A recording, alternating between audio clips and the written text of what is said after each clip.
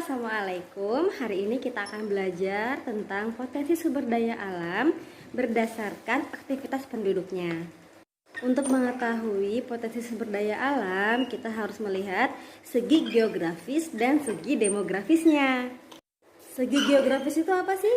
Segi geografis adalah lingkungan tempat penduduk itu tinggal. Demografis itu adalah penduduk itu sendiri, dilihat dari gender, pekerjaan, usia, dan sebagainya. Tapi untuk pelajaran kali ini kita akan melihat lingkungannya berdasarkan dataran tinggi, dataran rendah, dan pantai. Dan penduduknya adalah pekerjaannya. Nah, sekarang kita akan bahas dulu aktivitas penduduk di dataran tinggi. Mayoritas penduduknya bekerja di bidang peternakan, perkebunan, dan buruh kebun. Di bidang peternakan, hasil sumber daya alam yang bisa diambil adalah sapi perah khususnya, ayam petelur, domba, yaitu bulunya ya, dan juga kelinci, ada juga yang memelihara kuda. Lalu di bidang pertanian atau perkebunan, itu kebanyakan kebun teh, ada juga kopi, dan sayur-sayuran, juga buah-buahan. Lalu di bidang buruh kebun, itu adalah orang yang bekerja di lahan perkebunan yang bukan miliknya. Contohnya buruh di perkebunan teh, kopi, dan cengkeh. Selanjutnya kita akan bahas aktivitas penduduk di dataran rendah. Kebanyakan penduduk bekerja di bidang perdagangan, pertanian, dan jasa. Dengan sarana prasarana yang tersedia, memudahkan penduduk untuk berdagang.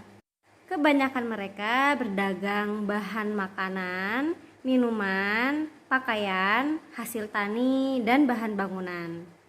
Di bidang pertanian, kebanyakan penduduk bekerja sebagai petani padi. Namun ada juga yang bekerja di perkebunan tebu dan perkebunan jagung.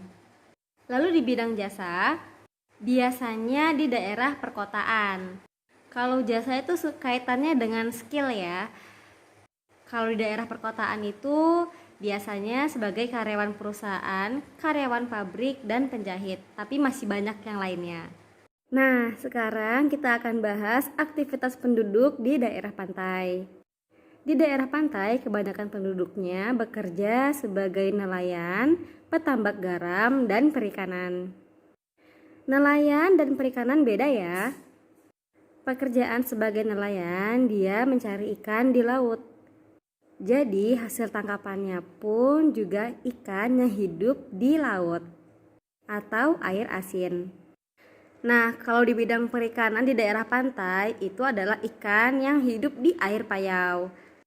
Air payau adalah percampuran dari air tawar dan air laut, seperti tambak udang, tambak lobster, ikan bawal, dan ikan bandeng.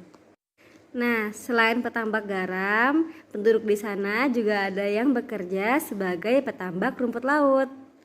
Tadi kita sudah membahas tentang potensi sumber daya alam terhadap aktivitas penduduknya.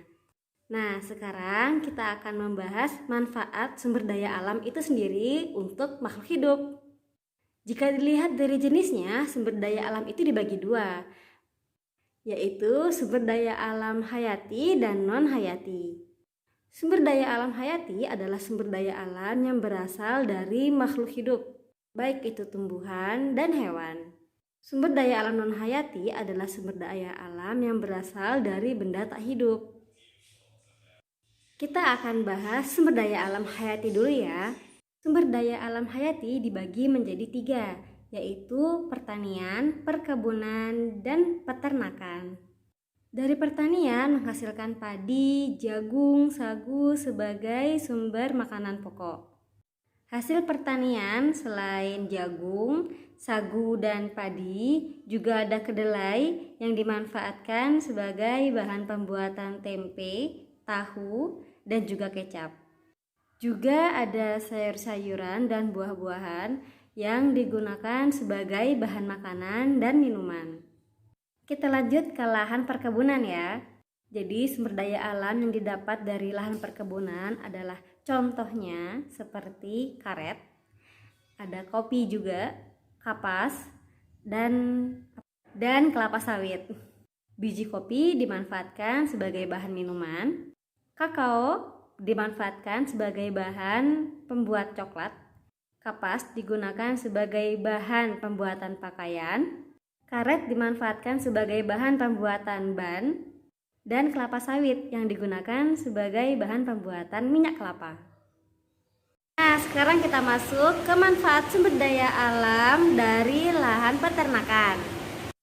Tapi sebenarnya nggak hanya hewan ternak saja, hewan liar dan hewan liar yang sudah dibudidayakan juga termasuk sumber daya alam. Manfaat yang bisa diambil dari hewan yaitu sumber pangan, seperti ayam, sapi, kambing, ikan, bebek, dan lain-lain. Ada juga yang dimanfaatkan untuk membantu pekerjaan manusia, seperti kuda dan kerbau. Kuda sebagai alat transportasi dan kerbau digunakan untuk membajak sawah. Sebelumnya kita sudah membahas manfaat sumber daya alam hayati. Sekarang kita akan membahas sumber daya alam non-hayati. Sumber daya alam non-hayati adalah sumber daya alam yang bukan berasal dari makhluk hidup, seperti matahari, air, tanah, angin, dan hasil tambang. Manfaat yang diambil dari matahari yaitu sinarnya, seperti untuk keperluan menjemur, dan PLTS, pembangkit listrik tenaga surya. Lalu air, kita tidak bisa terlepas dari air. Semua keperluan kita pasti menggunakan air. Selain itu, air juga dimanfaatkan sebagai PLTA, pembangkit listrik tenaga air. Lalu ada angin. Angin juga digunakan sebagai sumber pembangkit listrik. Part 2 dari manfaat sumber daya alam non-hayati. Part 1 kita sudah membahas manfaat dari matahari, air, dan angin. Nah, sekarang kita akan membahas manfaat sumber daya alam non-hayati dari tanah dan hasil tambang. Ternyata manfaat tanah itu banyak banget, mulai dari lahan pertanian, lahan pemukiman, dan juga digunakan sebagai penyerapan air hujan dan penyimpanan air hujan. Ada beberapa jenis tanah yang dimanfaatkan oleh manusia di bidang kesenian, yaitu tanah liat, digunakan untuk membuat gerabah. Lalu selanjutnya hasil tambang. Hasil tambang di Indonesia itu banyak banget dan sangat membantu untuk memenuhi kebutuhan manusia. Saking banyaknya itu nggak bisa dijelasin di TikTok. Nah, sekarang coba kalian cari tahu hasil tambang apa saja yang dimanfaatkan oleh manusia. Nah, hari ini kita akan belajar tentang musik nih.